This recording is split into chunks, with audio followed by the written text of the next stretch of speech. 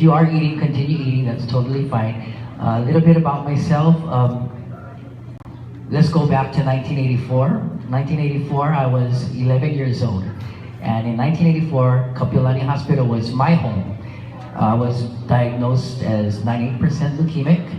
I underwent 4.5 years of chemo. In and out of the hospital, I lived here for maybe 6 months to a year in the beginning of my chemotherapy.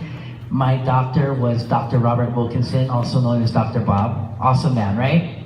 You guys got to meet him yet? Dr. Bob? I think he's still walking around the floors, maybe not practicing as much, but awesome man, that was my doctor. And, you know, so 4.5 years of chemo was probably one of the toughest moments in my life. And here today I am 43 years old, and I have a nonprofit. At the age of 38, I decided to start a nonprofit because I learned my purpose, my mission, and it was to give back. I knew why.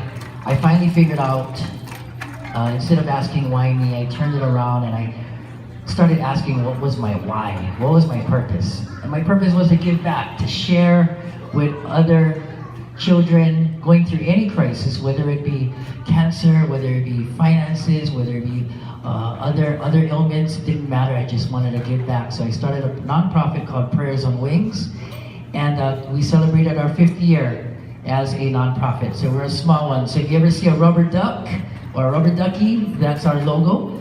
And we just celebrated 5 years. And Kapiolani is my home, will always be my home, so I will always come back and work with all the great organizations, such as HCCF and a bunch of others. And I gotta give it to HCCF for being who they are, and Graham Builders for supporting them.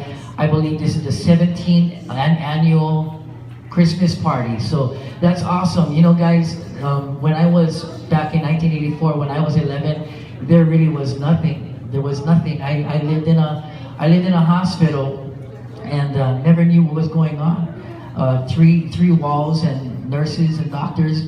That was my new family, and 3 walls was my new home. And it was a very lonely place. Christmas wasn't like this, you know. And that's why I totally support any organization or foundation, and especially the companies, for making this possible. Because I wish I had that back in 1984. That would have made the world of difference. I wish somebody came and talked to me back in 1984. That would have made the world of difference for me, and it would just make me smile. But Kapiolani at that time in 1984 became a children's miracle network, and those balloons with people's names on it, that actually lifted my spirits. You know, so something that I want to share with you. In 2013, I won a TOYA award, which is a 10 Outstanding Young American award, and which they flew me up with the other 9 that won the award that year. And one of them was a man by the name of Nathan Osmond. So we're Googling everybody's name that weekend, and one of them was John Cena, but he didn't show up, and that's cool. But Nathan Osmond, I had to go look who this man was. And it was that weekend that I found out that it was the grandmother of Nathan that once started a foundation or an organization, and it was called the Osmond Family Foundation. But she didn't want it to start off with her name in vain, so she changed it to the Children's Miracle Network. And in 1984, that's when Kapiolani became a Children's Miracle Network hospital. And it was in 2013 that I've learned this, and that I got to thank Nathan Osmond on the stage accepting an award, and his entire family and his grandmother for being there for me 30-something years ago and having those balloons set up, because just that made the difference. And that's why HCCF, Graham Builders, thank you so much. It just goes on to, life got just so much better when I just started realizing my purpose. And it changed me, and which brings me here today. We had a mistake we had a double booking. We thought the party was tomorrow. My Saturday was booked.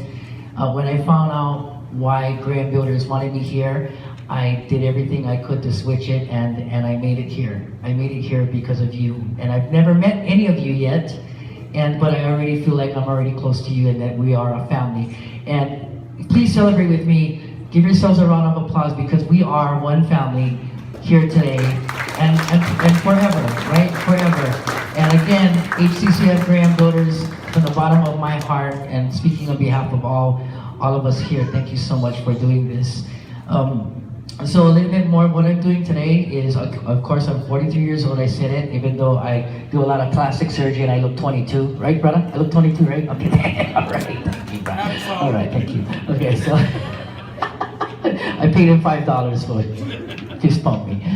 But today I'm a state worker by day, so 40 hours a week. I work for the state, I work for Hawaii Public Housing as a maintenance man. I'm also an entertainer. On the weekends, Charlene and I, we are 2 of 3 singers in a convention band.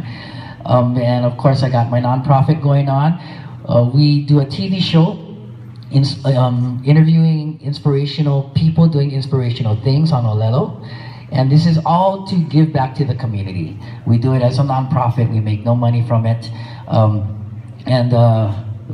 Interesting fact, we know Bruno Mars, anybody know Bruno Mars? So Bruno Mars was my first drummer back in the year 2001. I love telling this story because I will always have something over Bruno. He still owes me $20. Still owes me $20, but I couldn't see his concert, you know, figure that out, right? But that was my music career has been interesting as well. The best part of the nonprofit is we just recently launched a book called Lucky Ducky. And a Lucky Ducky is basically a true story about myself, learning the importance of communication and how important it is for the entire family whenever we go through any kind of crisis to be able to communicate. Being when I was 11, that I didn't know truly how to communicate. Going through my chemo, life after chemo, life after cancer was a very, very difficult one. And learning this over the years, that was my mission, to give back, which became Prayers on Wings mission, which is to build bridges of communication. Second, to inspire others through crisis. You cannot inspire anyone until you have a story and be willing to share that story for the ones that may be going through something. So that has been our mission. I understand we got about 22 families that were supposed to be here today. Because it is Christmas and because I just love the cause, I will give each family a copy of my book. Is that okay? So it's a children's book, it's nationally published. It's beautifully illustrated. It's geared towards anywhere from kindergarten to 2nd grade. And but it is for the whole family. Okay, so every family here will get one.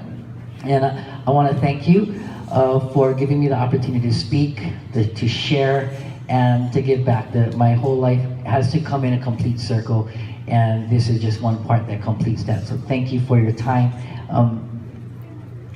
Do I want to sing a song? Yeah? Can I sing a song? Is that okay?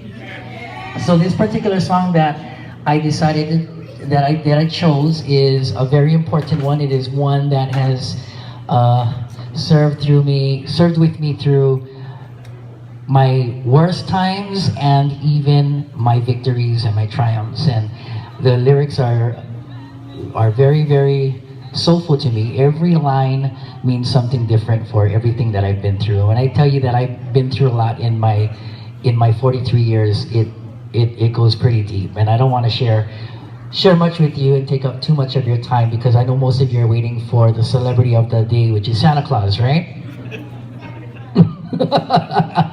Right, because he just flew in and he's cold, so he's like enjoying the sun right now, which there isn't too much of it, right? So he's kind of mad. So angry Santa is kind of scary, but yeah, it's okay. Just an angry man with a big beard, right? It's scary, right? Hold on, it's coming.